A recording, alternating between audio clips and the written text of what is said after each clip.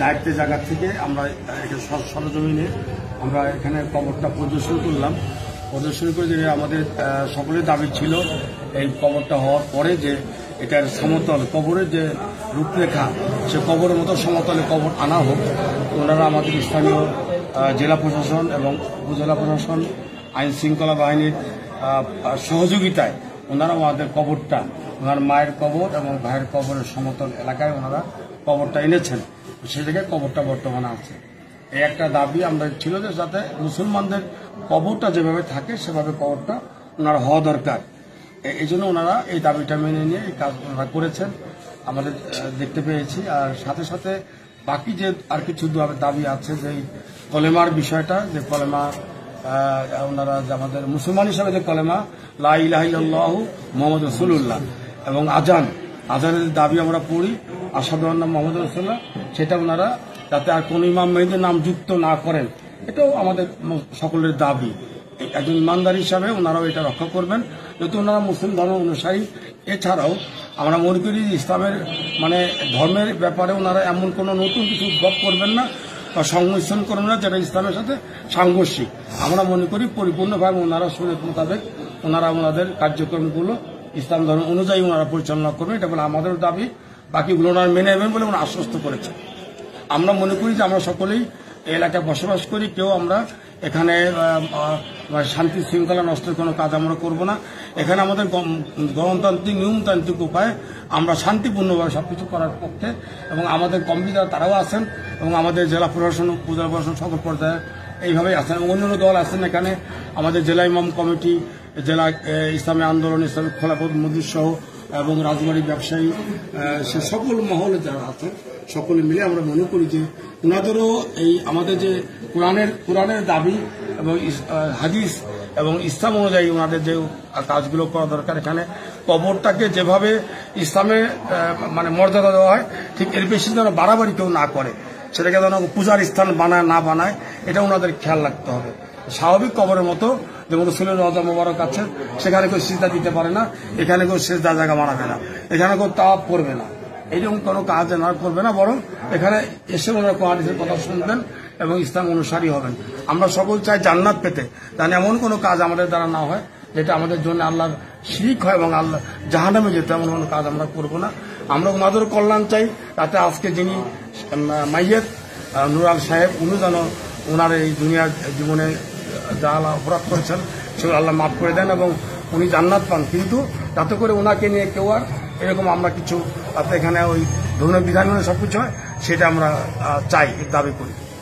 আপনাদের যে আলটিমেটাম ছিল সেটা হলো যে একটা সংবাদ সম্মেলনে বলছিলেন যে যদি তাদের দাবিটা মেনে না নেওয়া হয়, আজকে শুক্রবার সদরে এবং গোয়ালন্দতে বিক্ষোভ করবে এবং পরবর্তী শুক্রবারে মার্চওয়ার গোয়ালন্দ করবে। এই কর্মসূচির বিষয়ে আসলে আপনার এখন কি করবেন এই বিষয়টা? আমাদের গতকাল আমরা বসছিলাম, সেখানে সিদ্ধান্ত হয়েছে যে যেহেতু তারা কবরটা তাদের দাবি অনুযায়ী তারা সমতল ভূমিতে এনেছে, কাজেই আমাদের যে মিছিলের কর্মসূচি আগের থেকে বিভিন্ন উপজেলাগুলোতে দেওয়া আছে, এগুলো আসলে এই মুহূর্তে আবার মাইকিং করে ফেরত আনা কষ্ট, কাজে ওগুলো হবে। আর গোয়ালন্দের বিষয়টা আমরা আলোচনা করেছি যে এখানে যেহেতু মাইকিং হয়ে গেছে, এখানে কর্মসূচি হবে, তবে আমরা চেষ্টা করবো যাতে কোনো মিছিল আকারে না হয়। আগামী শুক্রবার ওইটা আর বাকিটা সব স্টপ বন্ধ হয়ে যাবে। বাকি কর্মসূচিগুলো মার্চ পর যে গোয়ালন্দে এটা স্থির ঘোষণা করা হয়েছে। আর ওই যে বাড়ি ঘরে একটু বলে রাখতে হয়, সংবাদ সম্মেলনে আমাদের একটা ভাই ইমাম কমিটির সেক্রেটারি, উনি একটু আসলে ওই কথাটা আমাদের জন্য এটা সকলের বক্তব্য না, উনি হয়তো প্রসঙ্গ কথাটা বলে ফেলেছেন। আসলে এটা ওনার বাস্তবে আমরা কেন বাড়িঘর নিচ্ছিন্ন করে যাবো, কাছ থেকে করার কারণ তো আইন শৃঙ্খলা বাইরে চলে যায়, এটা একান্তই ব্যক্তিগত প্রপার্টি, আমরা কেন ভাঙতে যাবো, তাই না? কোনো সম্পদ কোনো মাদার ভাঙার সরকারি ডিভিশন ভাই করে রুল আছে, ভাঙা যাবে না এই মুহূর্তে, এগুলো করা উচিত না। হয়তো ওনার থেকে উনি বলে ফেলেছেন, হয়তো এই কথাটা ওনার মনের কথা বা এই ধরনের কোনো কাজ উনি করবেন না, বা আমরা কেউ এই কাজ করবো না, আশা করি, এজন্য চিন্তা আমরা করি না। আপনাদের সব দাবি দেওয়া এগুলো মেনে নেওয়া হয়েছে, অর্থাৎ আপনাদের যে প্রোগ্রামগুলো সব দাবি নয়, একটা দাবি তো আমরা দেখলাম, বাকিগুলো আমরা ওনাদের কাজে দেখবো যে ওনারা এই কালেমাটা ওনারা মানে পরবর্তীতে বিষয়টা অবজারভেশনে রাখবেন। জি জি তার উপরে ভিত্তি করে আপনারা পরবর্তী মানে কালেমা এবং আজান দুইটাই আর অন্যান্য যেগুলো আছে ওনারা খেয়াল করবেন।